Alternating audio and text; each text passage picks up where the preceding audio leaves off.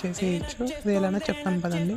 So ముందుగా పాలు అయితే తీసుకోవాలి. అవి ఏదంటే అవి కాదు, ఎనుము ఈనిన తర్వాత వచ్చే పాలు మాత్రమే తీసుకోవాలి. సో అవి తీసుకొని ఒక బాండీలో నీళ్లు పోయికోకుండా ఓన్లీ గట్టి పాలు అలానే తీసుకొని ఒక పెద్ద బాండీలో పెట్టేసి గ్యాస్ అయితే ఆన్ చేసి ఆ బాండీలు పెట్టేసి మూత పెట్టేద్దాం. ఓకేనా. సో మూత పెట్టిన తర్వాత ఇలా నీట్గా అయితే దగ్గరకు అవుతుంది అనమాట. సో దగ్గరికేటప్పుడు మీడియం సైజ్ కావాలంటే మీడియం సైజ్ అయినా పెట్టుకోండి, మాడ కలకోకుండా. సో ఎనీ టైం ఇలా కలబెడుతూనే ఉండాలన్నమాట జున్ను రావాలంటే. దాని తర్వాత అంత దగ్గర అయిన తర్వాత చక్కెర అయితే మీకు తగినంత, మీకు టేస్టీ సరిపడా చక్కెర అయితే వేసుకొని దాన్ని నీట్గా కలపెట్టేసుకొని ఇట్లా మూత పెట్టేసిన తర్వాత సో చూడండి ఇలా నీట్గా ఉడికేస్తుంది అనమాట. చక్కెర వేసుకుంటే అంతా ఊరింది.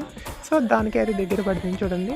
ఓకే, ఫైనలీ మన జున్ను అయితే రెడీ అయిపోయింది చూడండి గైస్. నిజంగా వేరే లెవెల్. ఫైనల్లీ ఇంకా బౌల్లోకి అయితే తీసేసుకున్నాం చూడండి. సో నిజంగా టేస్ట్ అయితే వేరే లెవెల్ వస్తుంది అసలు.